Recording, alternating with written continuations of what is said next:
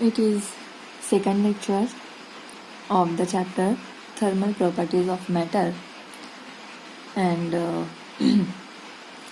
in last lecture we have seen about the thermal expansion and the types of thermal expansion. Okay, so basically there are three types of thermal expansion. First one is linear expansion, second one is aerial expansion, and the third type is volume expansion. So in last lecture we have seen the linear expansion.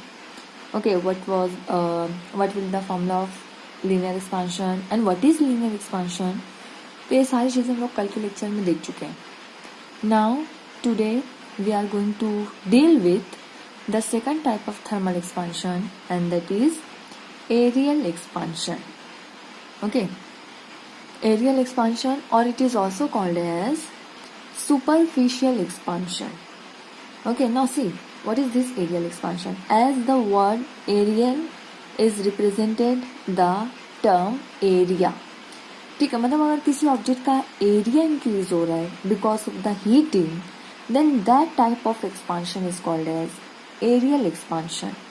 और here is the definition of areal expansion, that the increase in the surface area on heating is called as aerial expansion or superficial expansion. ठीक है, तो basically हम लोग क्या कह रहे हैं कि अगर किसी ऑब्जेक्ट को हम लोग हीट करते हैं तो ड्यू टू द हीट उस ऑब्जेक्ट का एरिया इंक्रीज होता है. There will be increment in the area, then such type of expansion is called as areal expansion. So now let us consider a plate having length and breadth.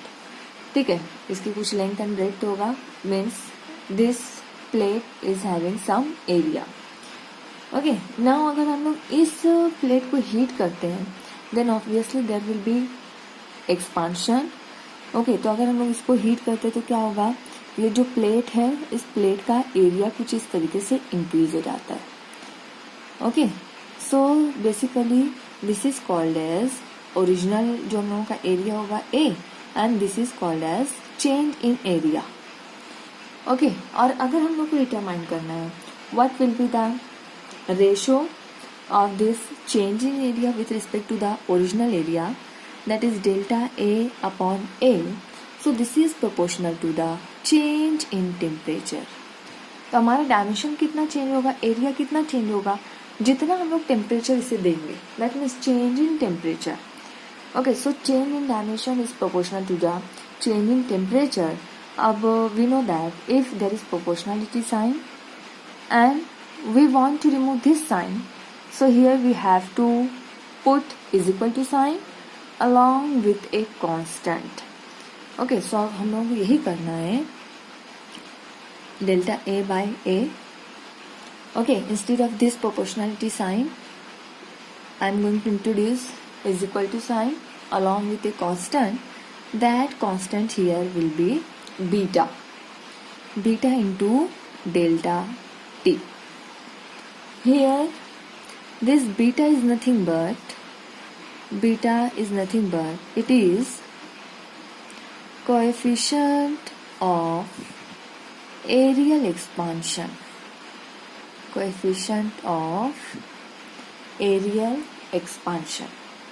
Now if from this equation I want to value of beta, ठीक है, I want to calculate the value of beta, so we can get the formula for beta, that is beta is equal to, इस side पर हमारे पास है delta A by A.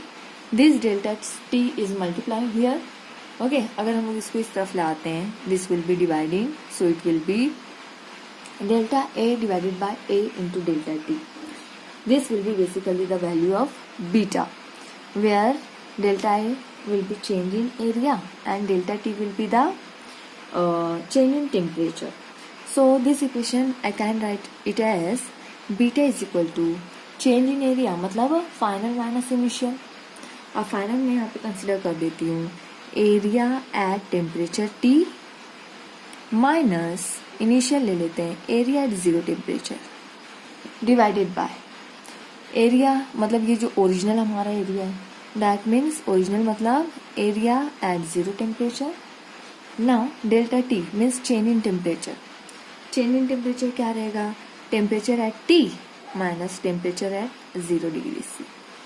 So this will be basically beta, that is AT minus A0 divided by A0 T minus T0. T0 here be the temperature at 0 degree. ठीक है, कौन सा temperature हमारा 0 डिग्री पे.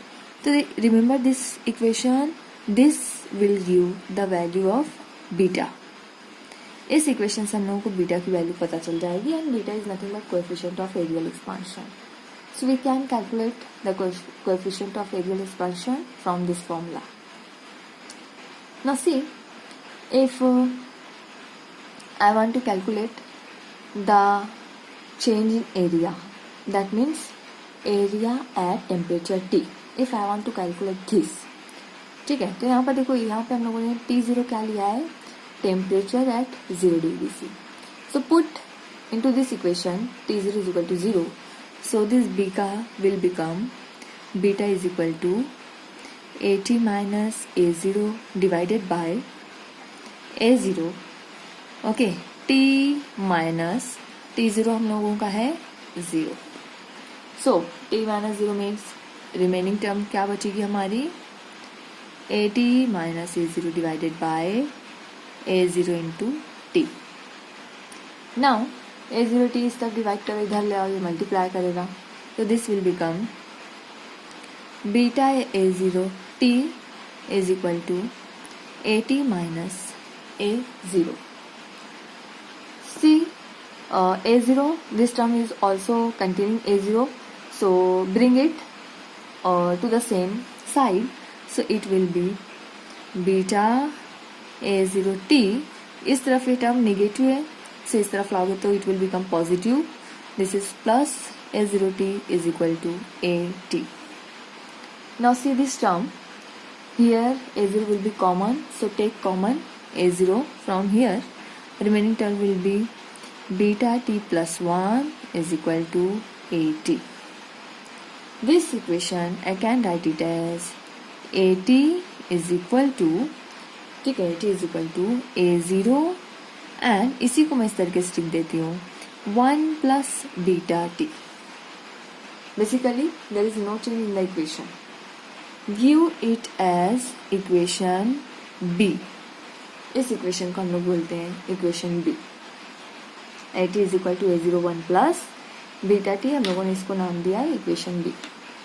तो यहाँ से हम लोग निकाल सकते हैं the change in area or the area at temperature T.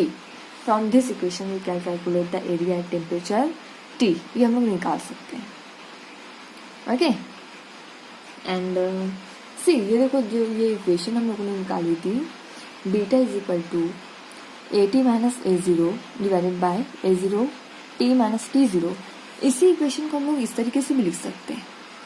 Beta is equal to, ठीक है, अगर ये फाइनल टेम्परेचर है, फाइनल एरिया टेम्परेचर T, ये इनिशियल है, तो इसको मैं ले लेती हूँ A2. फाइनल को मैं ले लेती हूँ A2. इनिशियल को अगर मैं कंसिडर कर लेती हूँ A1, so basically it will become A2 minus A1 divided by, initially हमारे पास क्या था? A1, so it will B A1 and T minus T0, final minus initial. Final temperature को मैं कंसिडर कर लेती हूँ T2 minus T1. This will also give the value of beta. Basically formula वही है, जस्ट हम लोगों ने उसका जो कंसिडर किया जो टर्म, ठीक है, वो चेंज कर दिया. बाकी का फॉर्म वही है, फॉर्मूला भी सेम है. आपको ध्यान में रखना, आप ये यूज़ करो या चाहो तो ये यूज़ करो, कोई फ़र्क नहीं है फॉर्मूले में. So basically this will be the areal expansion of the object and this basically areal expansion. आपको ये जो टर्म है इसको ध्यान में रखना है. AT is equal to A0 1 plus beta T. आगे हम लोग इस टर्म को यूज़ करने वाले हैं. Okay, so this is the second type of thermal expansion, that is areal expansion. And there is one more type of thermal expansion, that is volume expansion. तो तीसरा अब हम लोगों को देखना है third type of thermal expansion, that is volume expansion. Now see, the third type of thermal expansion is the volume expansion. So here the increase in volume due to the heating is called as volume expansion, or it is also called as cubical expansion.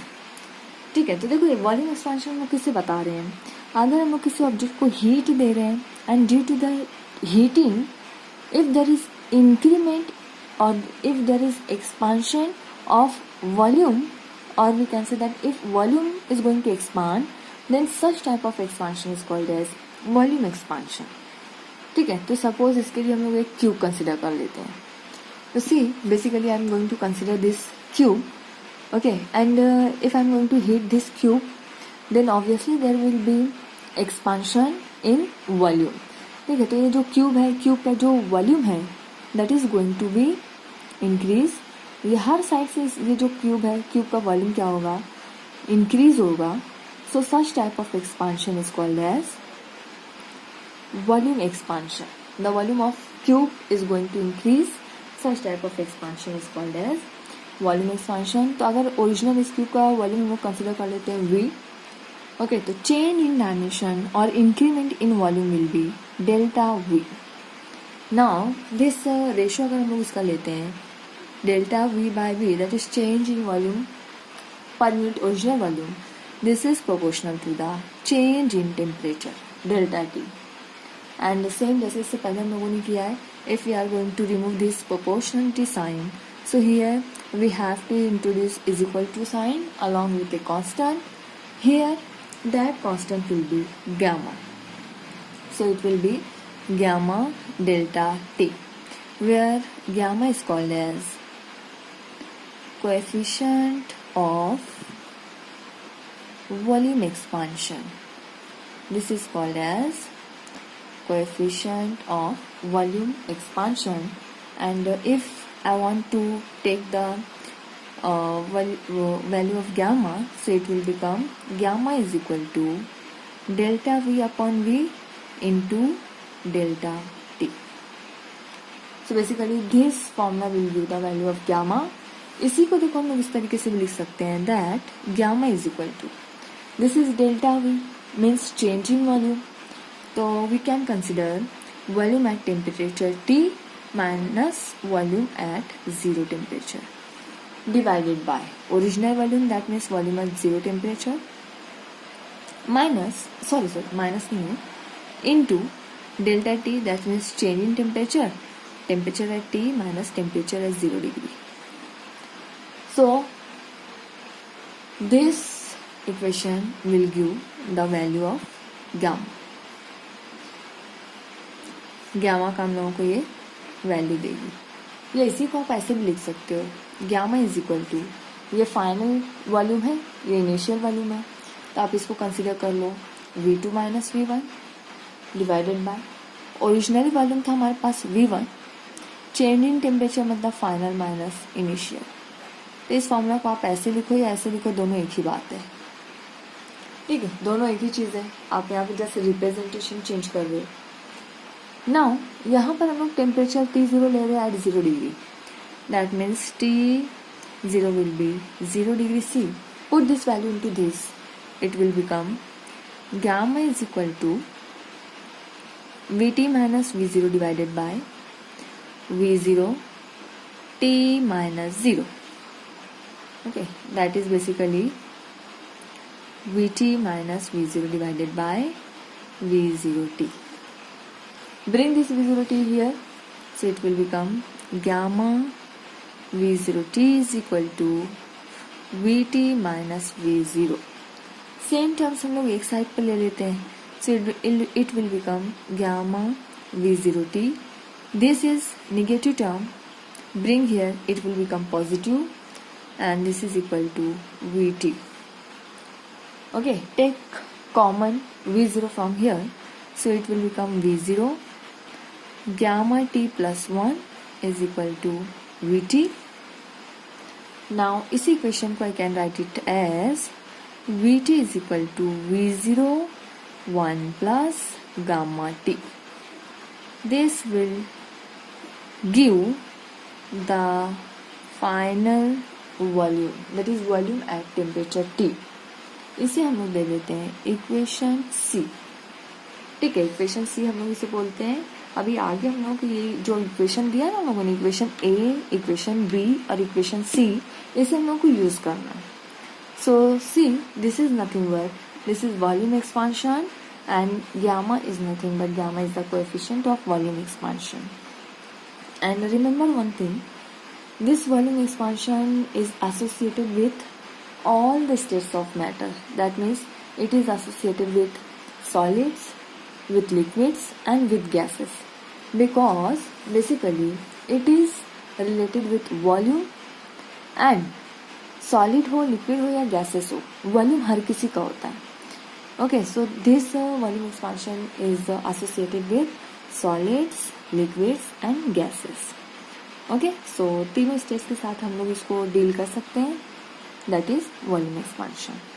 Okay, now in next lecture we will see the relationship between coefficient of linear expansion, coefficient of areal expansion and coefficient of volume expansion. तो basically अगले lecture में हम लोग देखेंगे relation between alpha, beta and gamma, coefficient of linear expansion, coefficient of areal expansion, coefficient of volume expansion. तीनों में क्या relation है ये हम लोगों को देखना है. So this we will discuss in next lecture. Okay.